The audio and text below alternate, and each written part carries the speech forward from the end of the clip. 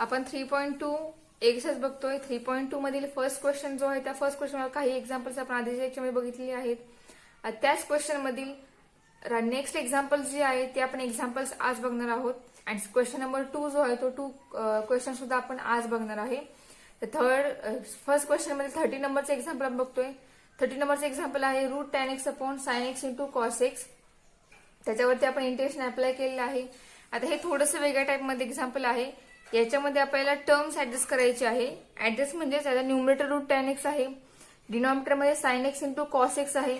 आता यामध्ये substitution method जी आहे ती मेथड या ठिकाणी अप्लाय होत नाहीये. जर आपण sin x बद्दल t यूज केला किंवा cos x बद्दल t यूज केला तरी आपले येणारा आन्सर हे पूर्णपणे त्या t मध्ये कन्वर्ट होत नाहीये. म्हणजे आपल्याला dx ची व्हॅल्यू किंवा रूट tan x ची व्हॅल्यू ही मिळत नाहीये. जरी आपण tan x ला जरी t मांडलं तरी tan x म्हणून आपल्याला साइन इंटू कॉस याची व्हॅल्यू मिळत नाहीये. त्यामुळे हे एक्झाम्पल थोडंसं वेगळ्या टाईपमध्ये असल्यामुळे आपल्याला या ठिकाणी मेथड वेगळी यूज करावी लागणार आहे. ठीक आहे. आता मेथड कोणती तर बघा आपल्याकडे फॉर्म्युले आहेत. आपण करोलरी बघितल्यात, एकूण 4 बघितल्या करोलरी. त्यामधली कोणती या ठिकाणी बसते का ते आपण या ठिकाणी बघणार आहोत. तर बघा या ठिकाणी आपण डिनॉमिनेटरला आपल्याला tan x हवा आहे, त्यामुळे आपण या ठिकाणी काही टर्म्स घेणार आहोत. तर बघा आपण काय करणार या ठिकाणी तर डिवाइड न्यूमरेटर ब्रॅकेट मध्ये लिहूया divide numerator and denominator by cos x. पण आपण कोणत्या टर्म डिवाइड करतोय डिनॉमिनेटरला sin x जो आहे त्याच टर्मला आपण डिवाइड अँड मल्टिप्लाय करणार आहोत. म्हणजे आपला आय काय येईल बघा रूट tan x हा त्याचा न्यूमरेटर आहेच upon sin x upon cos x into cos x into cos x with respect to x. ठीक आहे. आपण डिनॉमिनेटरलाच cos ने डिवाइड केलं आणि मल्टिप्लाय केलं. आता नेक्स्ट स्टेप आपली काय येणार तर आपला न्यूमरेटर tan x आहेच, डिनॉमिनेटर मध्ये tan x येईल इंटू हा cos आणि cos मल्टिप्लिकेशन या ठिकाणी येईल cos स्क्वेअर x dx. ठीक आहे. काय ह्या आपल्याला टर्म मिळाल्या. आता cos स्क्वेअर x जो आहे तर cos स्क्वेअर x तो 1 अपॉन cos स्क्वेअर x आहे. म्हणजेच या ठिकाणी 1 अपॉन cos स्क्वेअर x याचं कन्वर्जन कशामध्ये होणार तर sec स्क्वेअर x मध्ये होईल. आणि या ठिकाणी जो tan x आहे तर न्यूमरेटरला रूट tan x आहे, डिनॉमिनेटरला tan x आहे. तर tan x मध्ये तो काय असतो तर आपण तो या टाइप मध्ये डिस्ट्रीब्यूट करू शकतो. Root tan x into tan x म्हणजेच tan x into cos square x. तो आपण सेपरेट लिहू 1 upon cos square x dx is equal to. आता या ठिकाणी root tan x root tan ह्यातले एक रूट कॅन्सल होईल आणि आपल्या 1 अपॉन cos स्क्वेअर हा काय होणार sec स्क्वेअर x होईल. डिनॉमिनेटर मध्ये एक रूट शिल्लक राहील रूट tan x dx. हा आपला मिळाला आय. या ठिकाणी जो आय मिळालेला आहे या आय मध्ये टर्म्स बघा कोणत्या मिळाल्यात. डिनॉमिनेटर आहे रूट tan x आणि न्यूमरेटर आहे sec स्क्वेअर x. हे आपण फॉर्म्युले बघितले आहेत. तर फॉर्म्युलेमध्ये आपल्याला काय माहितीये तर डिनॉमिनेटरच्या रूट मध्ये जी टर्म्स आहे त्या टर्मची डेरिव्हेटिव्ह जर न्यूमरेटरला मल्टिप्लाय असेल तर त्या टर्मचे इंटिग्रेशन हे रूट tan x एवढे येणार. ही आपली फोर्थ करोलरी आहे. त्यानुसार बघा I equal to integration of sec square x म्हणजेच ते आहे d बाय dx ऑफ tan x. ते tan x चे डेरिव्हेटिव्ह आहे upon root tan x into dx. आणि करोलरीनुसार आपल्याला याचं इंटिग्रेशन मिळेल 2 root tan x plus c. ठीक आहे. हा तर या ठिकाणी रिझन लिहू आपण since by corollary fourth corollary नुसार आपण या टर्मचे इंटिग्रेशन हे 2 रूट tan x हे या ठिकाणी मेन्शन केलेलं आहे. ठीक आहे ना. आपल्या या एक्झाम्पलचा answer root tan x 2 root tan x एवढा आहे. त्यातलं नेक्स्ट बघा एक्झाम्पल 15 नंबरचं एक्झाम्पल आहे. एक्झाम्पल आहे 2 sin x into cos x upon 3 cos square x plus 4 sin square x. त्यावरती आपण इंटिग्रेशन अप्लाय केलेलं आहे. आता यामध्ये आपल्याला सबस्टिट्यूशन मेथड ही वापरावी लागेल आणि या ठिकाणी ती मेथड आहे त्या मेथडचा आपल्याला एक्झाम्पलचा आन्सर मिळतोय. त्यामुळे या एक्झाम्पलमध्ये आपण ती मेथड यूज करणार आहोत. तर यामध्ये आपण कोणत्या टर्म्स बद्दल टी यूज पुट करणार आहे, तर बघा न्यूमरेटर आहे 2 sin x into cos x, म्हणजेच तो आहे sin 2x. मग तो आपण या ठिकाणी सुरुवातीला आपण या ठिकाणी फॉर्म्युला यूज करूया. 2 sin x cos x means sin 2x upon 3 cos square x plus 4 sin square x dx. ठीक आहे. आता ठीक आहे, या ठिकाणी डिनॉमिनेटर जो आहे 3 cos square x plus 4 sin square x, त्या डिनॉमिनेटर बद्दल आपण टी पुट करूयात. बघा आपल्याला काय मिळते ते. So put 3 cos square x plus 4 sin square x is equal to t. ठीक आहे. टी मांडल्यानंतर आपण या ठिकाणी काय करतो, या स्टेपला डिफरन्शिएट करतो विथ रिस्पेक्ट टू एक्स ने. ठीक आहे. कारण आपल्या ह्या टर्म्स एक्स मध्ये आहेत आणि याला आपण टी मानतोय, त्यामुळे डेरिव्हेटिव्ह काढताना विथ रिस्पेक्ट टू एक्स ने डेरिव्हेटिव्ह फाइंड आउट करायची. डेरिव्हेटिव्ह काय येईल मग 3 इंटू सुरुवातीला पॉवर सगळे अप्लाय होईल 3 into 2 into cos x. Derivative of cos x is minus sine x plus 4 into derivative of power 2 sine x into derivative of sine x is cos x. dt upon dx dx जो आहे तो या ठिकाणी याला multiply होईल आणि या ठिकाणी dt शिल्लक राहील. हा जो dx आहे तो या dt ला डिवाइड आहे, कारण t चे डेरिव्हेटिव्ह काय नाही विथ रिस्पेक्ट टू x ने dt अपॉन dx एवढी येणार. पण आपण तो dx काय करतोय, लेफ्ट हँड साइडला लिहितोय. का तर आपल्याला dx मल्टिप्लाय करून त्या पूर्ण टर्म्स आहे dx आहे त्या पूर्ण टर्मची व्हॅल्यू आपल्याला हवी आहे, जी टर्म या ठिकाणी मिळेल त्या टर्मची. त्यामुळे आपण dx डायरेक्ट लिहितानाच लेफ्ट हँड साइडला लिहितोय. हवे तर तुम्ही राईट हँड साइडला डेरिव्हेटिव्ह फाइंड आउट करून मग dx तुम्ही लेफ्ट हँड साइडला घेतला तरी चालेल. आता आन्सर काय मिळेल बघा आपल्याला. हे मायनस साइन आपण कॉमन लिहूया या ठिकाणी 3 into 2 sine x into cos x. या ठिकाणी आपण 3 आणि 2 याचं मल्टिप्लिकेशन करणार नाही, कारण आपल्याला तो सेपरेट ठेवायचा आहे टू फॉर्म्युला यूज करण्यासाठी. Into dx equal to dt into bracket minus 3 into 2 sine x cos x, म्हणजे आपल्याला फॉर्म्युला माहिती आहे sine 2x plus 4 into 2 sine x cos x sine 2x with dx equal to dt. ही step मिळाली. या ठिकाणी minus 3 sine 2x plus 4 sine 2x sine 2x याला same multiply, म्हणजे ह्या दोन्ही टर्म सेम झाले, इक्वल झाल्या, म्हणजे या दोघांचं सबस्ट्रॅक्शन होणार आहे. आणि सबस्ट्रॅक्शन करून किती येईल आपल्याला आन्सर, तर 4 साइन 2x मधून मायनस 3 साइन 2x कॅन्सल झाल्यानंतर आपल्याला मिळणार आहे answer sine 2x dx equal to dt. 4 मधून 3 कॅन्सल झाले, शिल्लक राहिला 1. ठीक आहे. तो पॉझिटिव्ह राहणार आहे, कारण 4 आपली टर्मची आहे व्हॅल्यू तो मोठा आहे. आपल्याला साइन 2x इंटू dx याची व्हॅल्यू मिळाली dt. डिनॉमिनेटर जो आहे तो आपण ऑलरेडी टी मांडला आहे, म्हणजे आपलं पूर्ण एक्झाम्पल आहे ते सिम्प्लिफाय झालेलं आहे. आता आपण आय मध्ये सगळ्या व्हॅल्यू ज्या आहेत त्या पुटअप करूया. So I become integration of 1 upon T into dt. ठीक आहे. आता आपला आय सिम्प्लिफाय झालेला आहे, त्याचे इंटिग्रेशन काय येईल 1 upon t integration log of t plus integrating constant c that is equal to log of आपला टी म्हणजे आपली व्हॅल्यू काय आहे टीची 3 cos square x plus 4 sine square x plus constant c. या एक्झाम्पलचं आपलं हे करेक्ट सोल्युशन आहे. नेक्स्ट बघा आता 17 नंबरचं example 10 into x raise to 9 plus 10 raise to x into log 10 upon 10 raise to x plus x raise to 10. हे आपलं एक्झाम्पल आहे 17 नंबरचं. त्याच्यावरती आपण इंटिग्रेशन अप्लाय केलेलं आहे. आता या ठिकाणी सुद्धा आपल्याला काय करायचं आहे, टर्म चूज करायची, आपण कोणत्या टर्म्सला टी मांडणार आहोत. ठीक आहे. आणि डिनॉमिनेटरची टर्म जी आहे शक्यतो डिनॉमिनेटर मध्ये चेक करायची, आपण टर्म बद्दल टी जर मांडले डिनॉमिनेटरच्या तर आपल्याला न्यूमरेटर मिळतोय का ते.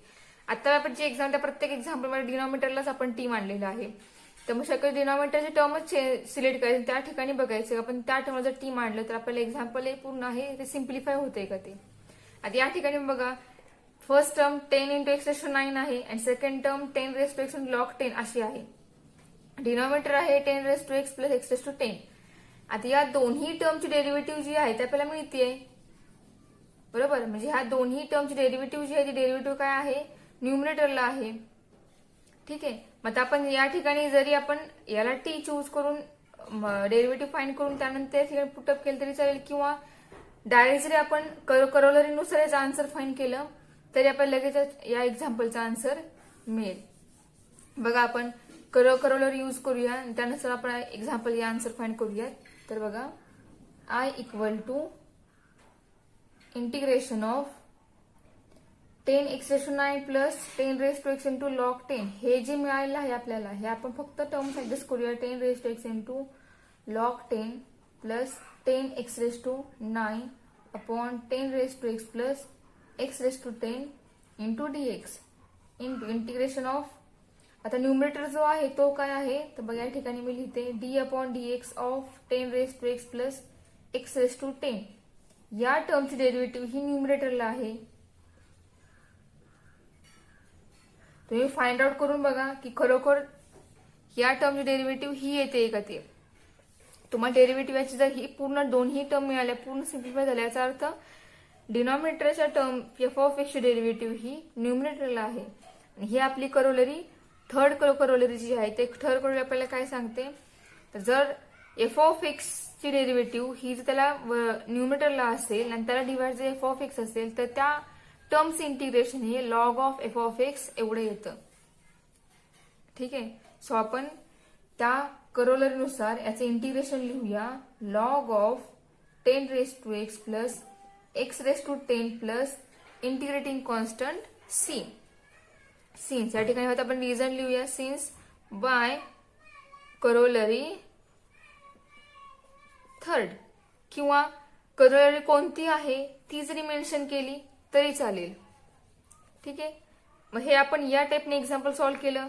मग तुम्ही या टाईपने नाही केलं, करोलरी आठवली नाही आपल्याला ऐन वेळेस, तर आपण डिनॉमिनेटरला जरी टी चूज करून सबस्टिट्यूशन मेथड वापरून एक्झाम्पलचा आन्सर फाइंड आउट केलं तरी चालेल. दोन्ही मेथड कोणतीही वापरली तरी फक्त येणारं आन्सर जे आन्सर करेक्ट पाहिजे. मग तुम्ही मेथड कोणतीही फॉलो करा, येणारं जे आन्सर आहे ते कोणत्याही मेथडनी करेक्ट आलं पाहिजे.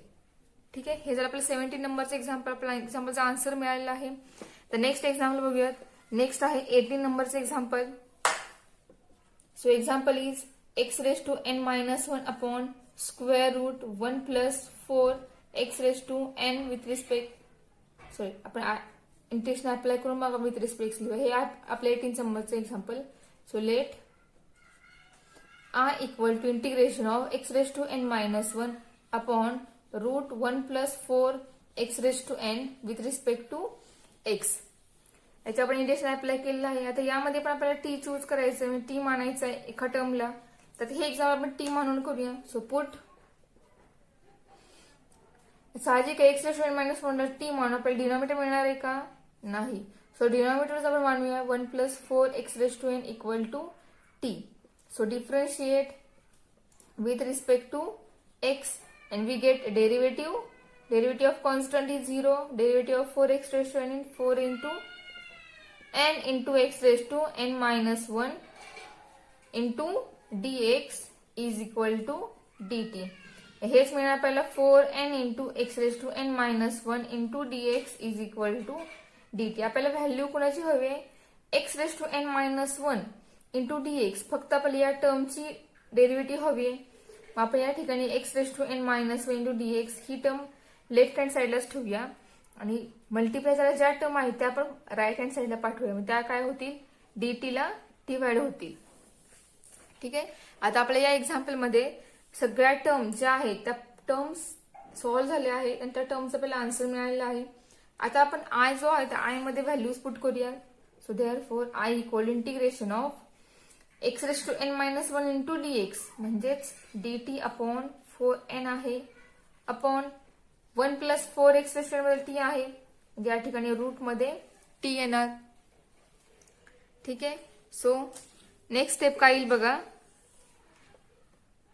I equal to integration of 1/4n जो आहे तो कॉन्स्टंट आहे, तो आपण इंटिग्रेशनच्या बाहेर काढूयात.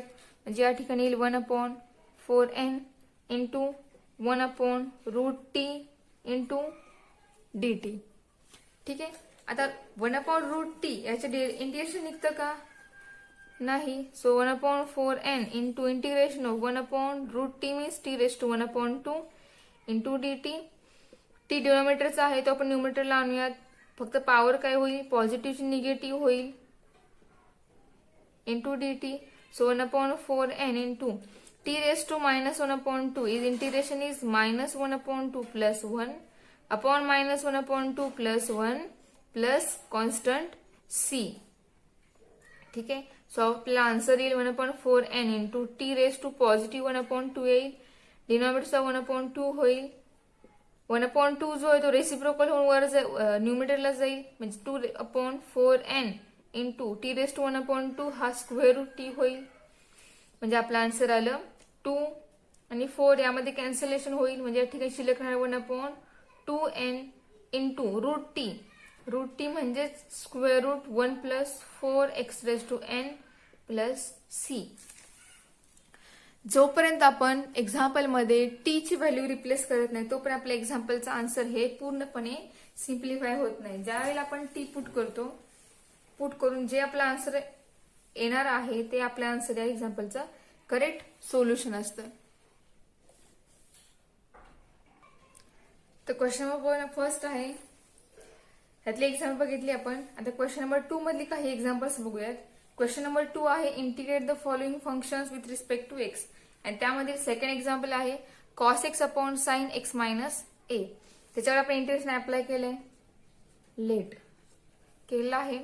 सो आता हा जो क्वेश्चन 2 आहे थोडासा वेगळ्या टाइप मध्ये आहे. ही जी एक्झाम्पल आहे क्वेश्चन 2 मधली, ही एक्झाम्पल क्वेश्चन 1 पैकी थोडीशी वेगळी आहे. या ठिकाणी फक्त मेथड थोडीशी वेगळी आपल्याला वापरणार आहोत, पण फायनली आपण इंटिग्रेशनच फाइंड करणार आहोत. थोडीशी मेथड वेगळी आहे. ती मेथड कशी आहे आणि आपण ही एक्झाम्पल सॉल्व्ह कशी करतोय ते फक्त एकदा समजून घ्या. आता याचा डिनॉमिनेटर बघा, sine of x minus a आहे. आता या एक्झाम्पल्स मध्ये सबस्टिट्यूशन मेथड ही अप्लाय होत नाहीये. त्या मेथड वापरून आपल्या या एक्झाम्पलचे आन्सर आपल्याला मिळत नाहीत. त्यामुळे आपण ही एक्झाम्पल थोडीशी वेगळ्या पद्धतीने सॉल्व्ह करणार आहोत. ठीक आहे. सॉल्व्ह म्हणजे आपलं हे एक्झाम्पल इंटिग्रेशन करण्या इतपत सिम्प्लिफाय झालं पाहिजे. म्हणजे एकदम सिंपल टर्म शिल्लक राहिली पाहिजे आणि आपण त्या टर्मवर इंटिग्रेशन अप्लाय करून आपल्याला आन्सर मिळाला पाहिजे. त्यासाठी आपण या ठिकाणी वेगळी एक मेथड वापरतोय. मग या ठिकाणी बघा काय आहे, डिनॉमिनेटर हा साइन x मायनस a आहे, न्यूमरेटर cos x आहे. आता डिनॉमिनेटर कॅन्सल झाला पाहिजे तर आपण या टर्मचे इंटिग्रेशन फाइंड करू शकतो. 1/sin ह्याचे इंटिग्रेशन निघतं का? नाही निघत. त्यामुळे आपण हे टर्म थोडी सॉल्व्ह करतोय.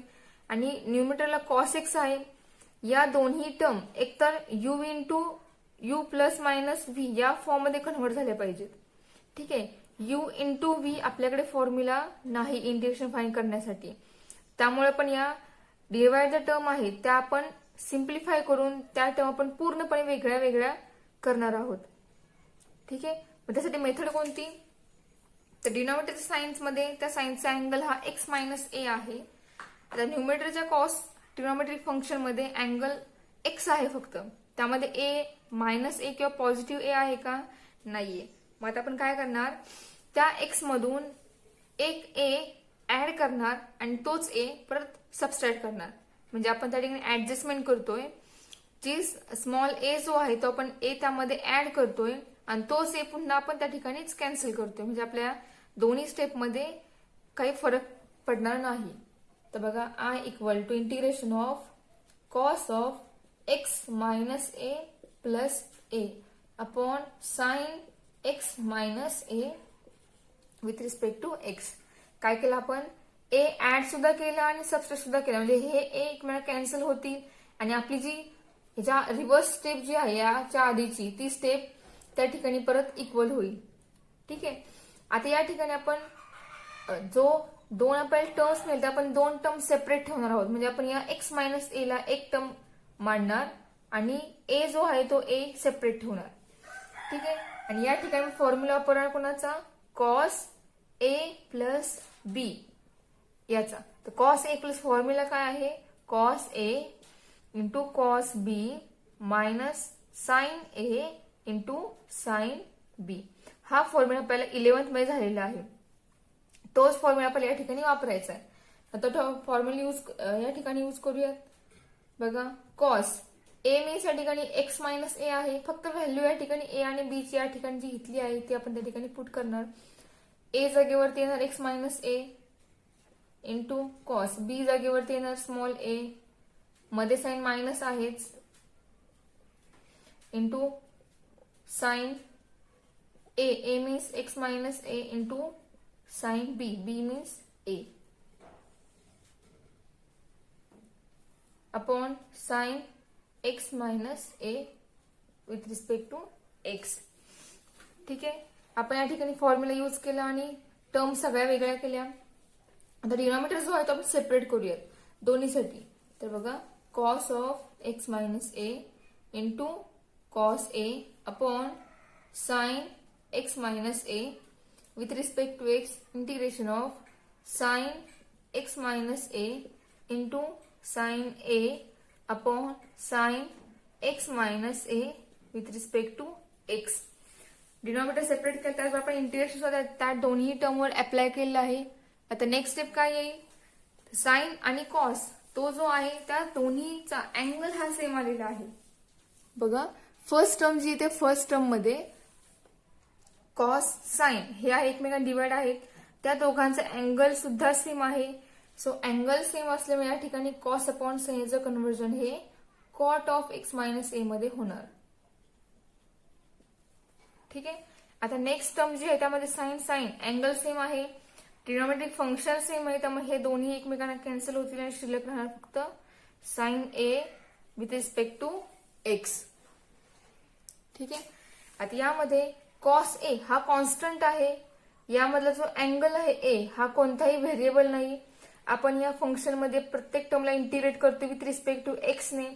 मग ज्या फंक्शन मध्ये एक्स व्हेरिएबल असेल ती टर्म या ठिकाणी त्या टर्मचं इंटिग्रेशन निघेल, ज्या टर्म मध्ये एक्स नाही ती टर्म या ठिकाणी कॉन्स्टंट असणार आहे. म्हणजे हा कॉस ए कॉन्स्टंट आणि इथला हा साइन ए हा सुद्धा कॉन्स्टंट आहे.